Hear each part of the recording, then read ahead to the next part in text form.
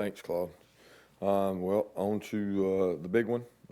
Got an exciting football opportunity to play what I think is one of the best teams in the country. As explosive as a team as I have probably ever watched on tape. I don't even know what the numbers say. Obviously, the numbers say they're really good, but I don't go by that. I go by what I see on tape, and they do a tremendous job. Defensively, we've had them on tape. I know we overlapped on Auburn and Florida, and I think Dave Aranda does a tremendous job. They've got a very experienced secondary, talented up front, play a lot of players.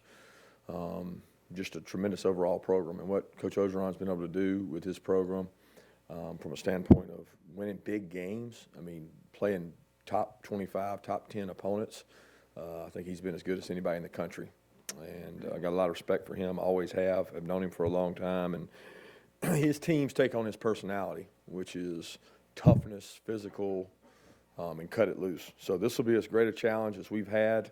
I know since I've been here as far as playing an opponent, and our players have earned this opportunity. We didn't back our way into this game. We earned our way into this game. And we're looking forward to the opportunity to play in what is probably one of the greatest stages, I've said it over and over, in all of college football. Kirby, kind of building off the greatest challenge, obviously tons at stake this week, and I know you're not one to like rush home on Sundays and find out what the point spreads are, but being an underdog, you guys aren't underdogs much. Do you use that this week as motivation in addition to everything else that's kind of on the table? No, we really don't bring that up. I mean, what we worry about is what do we got to do to execute well. And I don't get into who's favored by how many or underdogs. It's just not important because the people that make those decisions aren't in this room. They're not like in our meeting rooms. They're not in our meetings. They don't go through our practices. So we try to, control what we can control with how we practice and how we get ready. And as many as the games we're favored in, it doesn't matter. So if you're not favored in it, it probably doesn't matter either. Kirby, you're a longtime defensive coach. Does part of you relish the challenge of this, like trying to figure out a way to do something that nobody else has done this year? I mean, I probably did until about yesterday afternoon. I started watching the tape, and then you realize that there really aren't weaknesses. I mean, arguably one of the best backs in the country. I mean, just vicious, attack you, spin you, hit you. In the biggest games, Clyde Edwards has been one of the biggest players. Joe Burrow speaks for herself. I mean, I could go on and on. Wideouts, tight end. They got 5 really returning starters on their offensive line. They got defensive players. I mean, they got an outstanding all-around team. It's a tremendous opportunity to measure where you are as a team when you get an opportunity to play a team like this that is firing on all cylinders. I mean, there's no such thing as a perfect game. Nobody will ever play it. But what they did last week on A&M was pretty incredible on all 3 phases. You were on Alabama stats when that team made repeated trips to this game. What's the experience advantage, if any, and especially what does it mean for your team to have a quarterback who's making his 3rd straight trip to this game? I think experience is valuable. I think the experience is in the Mercedes, stadium, the routine. You go over there Friday, you walk through. We don't typically walk through where we play. Well, this is a different deal. So we go over there and walk through where we play, and a lot of our kids have done that a couple times now, but we got 20 or so guys that have never done it because they're freshmen and it'll be their first time. I don't think that's a big advantage by any means, but our kids have played in it. Like I said yesterday on the teleconference, their kids have played in a ton of big games. It's not going to be any different for them or us when you play in the SEC and the stage you play on week in and week out. You're playing on CBS in front of the largest crowds in the country. Kirby, I guess the old Bear Bryant quote was defense wins championships. People have latched on to that over the years. How true do you think that is in today's world of college football, or are certain offenses kind of ahead of defenses and trying to catch up? You got to play good football to win, period.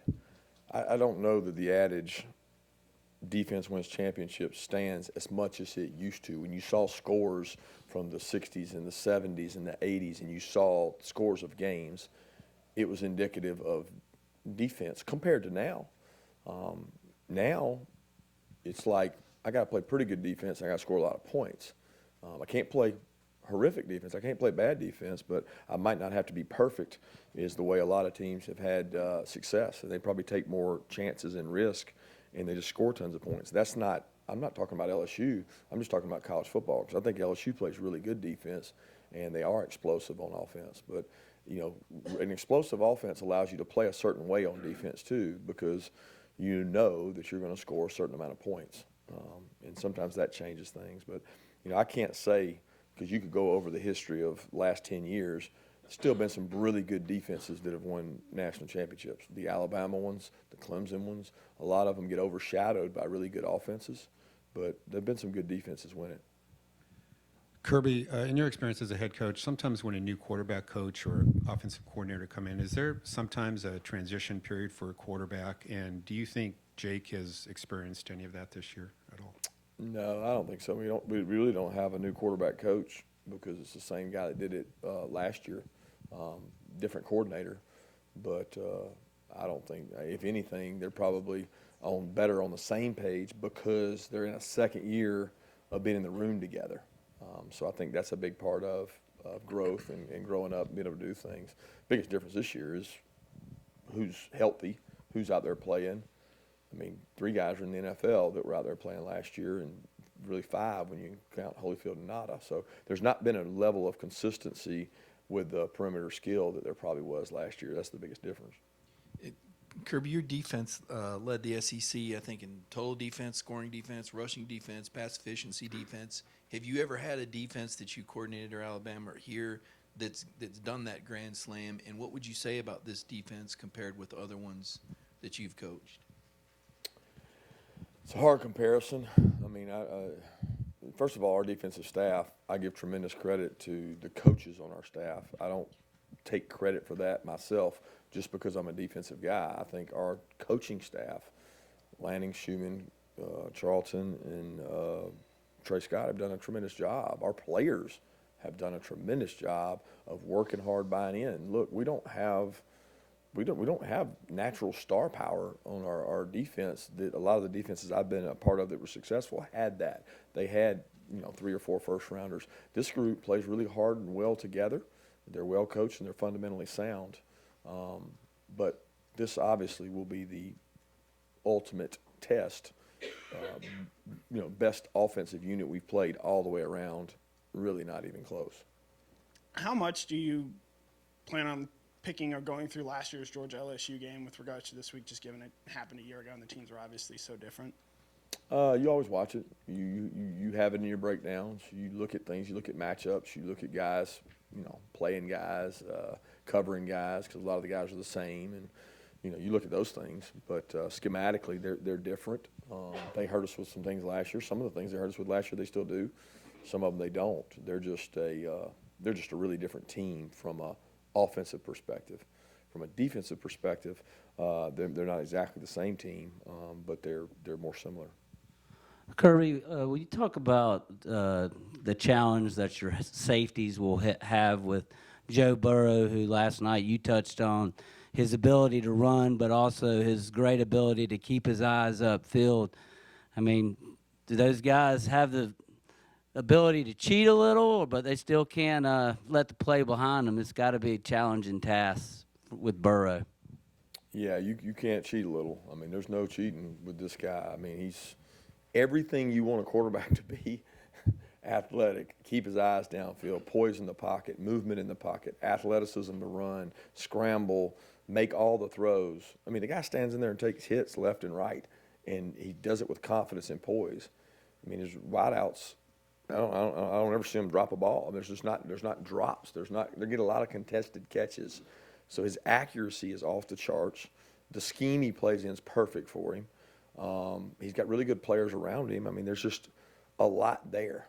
And they do a really good job. I mean, it basically tests your mettle in every phase. If you have one guy that's the weak link, they'll find it and they'll expose it. and they do a really good job of that. So the challenge is there. Our players are super excited for that opportunity, but you know they do a really good job. So what do you tell your safeties in particular? The safety's got to do what the call says. I mean, it's not about the safeties. If they're in empty, the safety's probably going to have to cover somebody. If they're not in empty, the safeties are going to have to be run fitters. They're going to have to be box players. They're going to have to do the things we've done. The offense we're facing is not different than every offense we've faced. It's just really good. So the safety's got to do their job. And that's really what football is. They're going to get put in situations to cover one-on-one. They're going to get put in situations to tackle one-on-one. They got to do their job and do it really well. Kirby, kind of along the same lines with those safeties, it seems like Richard and JR are about the only guys that aren't rotating in and out, throughout the game. What do they bring to this defense in terms of being that consistent presence that's on the field just about every play? Well, it's like a quarterback. I mean, the guy in the back behind everybody has to make decisions on what goes on in front of them, and you want the guys making the best decisions possible, and they get the most reps at that. And we play the best players here. We put the guys out there that give us the best chance to win, and certainly think JR and Richard have earned that right and do a good job of putting us in the right defenses. Coach, you talked Saturday about how much you love James Cook with the wide receiver issues you guys have. Can you move him around? What skill set does he have that maybe we could see him in the slot or somewhere like that? Yeah, he's a talented football player that you're trying to find ways to get him the ball. He's elusive with the ball in his hands and does a good job in his route running. And he's a guy that we've talked about all year. He's a really good running back, and you can't lose sight of the fact that he can line up back there and run the ball really well, and just finding ways to get him touches. Hey, Coach, is there an update on DeAndre Swift's injury going into next game? I think it's pretty important. Yeah, we're hopeful that he's going to be able to play.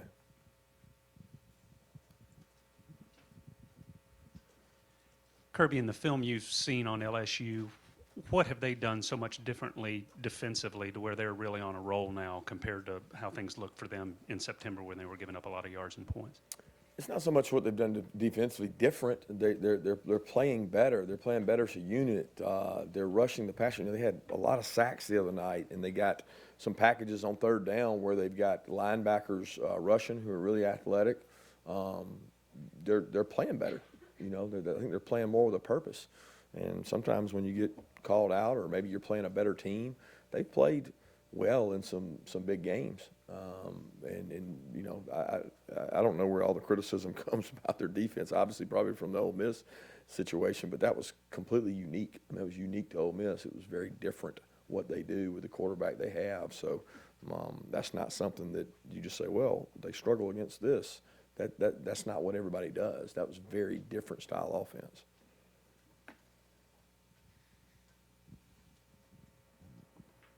Coach, in big games, you haven't been shy about calling a fake punt or a fake field goal. I know you'll tell me if the look's there, you do it, but you still have to make that final call. Where do you get the guts to call that? Where does that come from as a head coach? I think you just work on things. You're always looking for an advantage. I mean, no different than Jeff Collins and then last week with Georgia Tech. You're saying that if I get an opportunity to steal a possession because I think someone's unsound or not ready for something, then you try to give your kids a chance to win. I mean, you saw it last week in Auburn and Alabama. I mean, it was not a trick play. It was a maneuver to get an extra possession, and they gained an extra possession at the right time, and that's big. So I think anytime you can find some advantage, some ability to do that, it's important to do it. It's got to be calculated. You got to understand why you're doing it, and you hopefully going to be successful at it. Otherwise, it doesn't look real good. With Cager out and Pickens out for the first half, do you have to add any or give any extra motivation to the rest of the receivers? And what's your biggest challenge to that group for this week? No, it's very similar to last week. I mean, as far as, hey, guys, you're going to get an opportunity to play. Step up and make plays. We had some guys do that. We had some guys catch balls that haven't caught balls in a long time or very little all year. And they made some good plays. And you're going to get one-on-one opportunities when you play in our offense because of the run game. So you got to win your 50-50 opportunities. You got to take advantage of it. And it'll be very similar to last week in regards to not who we're playing, but the guys on the field. Based off what you've seen so far, what makes Clyde Edwards-Helaire so difficult to play against? Baller. I mean, he is a football playing machine. When they cut out a running back and say this is going to be a running back, This guy has explosive quickness, short area quickness. He makes the best football tacklers in our conference miss. So when you got football players that are playing against him from Auburn, Florida, Alabama, and he's making a miss, you get immediate respect with the toughness that he runs with. And I mean, the kid he's got an incredible drive and ability and willingness to break tackles and toughness that I just respect. He plays the game the way it should be played. And you know what? They play him an awful lot because he's really good. Coach, you mentioned multiple times throughout the season you like to get James Cook the ball more. What have been some reasons why he hasn't been utilized more? He has been utilized quite a bit when he's been healthy. He's been out there a good bit. Some of them are what we call PROs, which I've talked about before. So they're controlled by what the defense gives us, not by touches necessarily for him. In the last couple of weeks, we've given him a few more carries. It boils down to us really saying, all right, who are the best football players that give us the best opportunity to win? And he's at a position where it's more shared. To be a wideout and go out there and play wideout, that's not a natural position for him. So the things he's able to do, the things he's really strong at, are best around the backfield. We happen to have other strong guys in those areas. So we're trying to find ways to get him the ball. Kirby, what goes into using Ben Cleveland, Solomon Kinley, and Mays and Salyer in terms of, is it a rhythm thing? Is it a matchup thing in terms of the rotation there? No, it's a practice thing. It's who practices the best, who gives us the best chance to win, who's playing the best within the game, who's prepared, who's doing the best job of communication based on fronts, and who's pass proing. So, like, basically, whoever's playing better, we try to play. What have you seen from their defensive or offensive line in terms of pass production and run What's blocking? What have you seen from LSU's offensive line?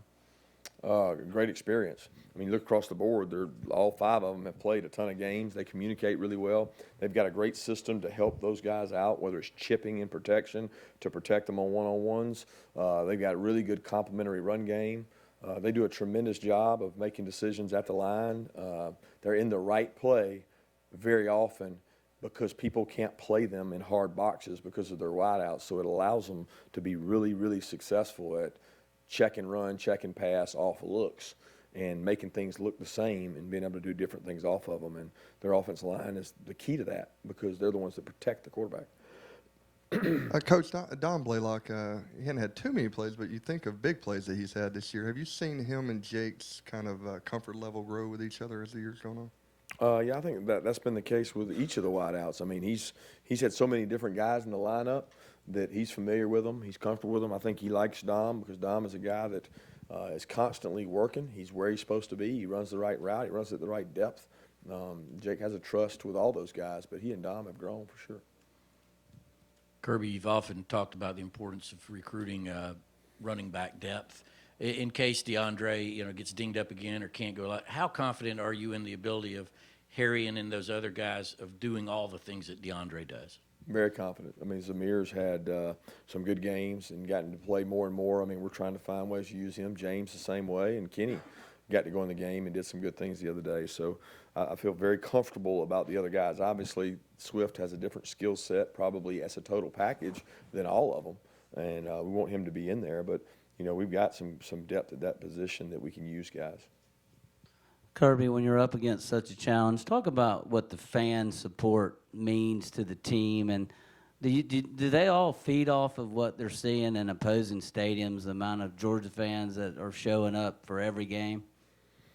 Yeah, I think it helps. I mean, our guys love any environment. I mean, a lot of players will probably tell you they like a hostile environment more than they like a home environment because they like to go in and get in front of the other team's fans and play well and be motivated by that. I certainly like the fact that you can go on the road in certain locales and take over a stadium. It says a lot about your fan base and the passion they have for the game. But we know in the SEC that's tough because you're going to find very few places you can do that.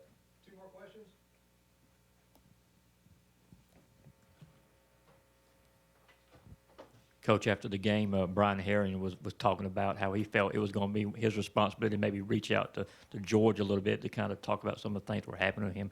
Why is it important for guys like that to kind of handle whatever's going on with George right now? Well, it's important to have a big brother. I mean, we all have mentors and you grow as a young player. I mean, young players across the country, you have to grow up. And when you have an older player, that's able to help you with that, I think it's always a benefit. And we're always trying to get our guys to help out the younger players in every facet. Last question? Thanks.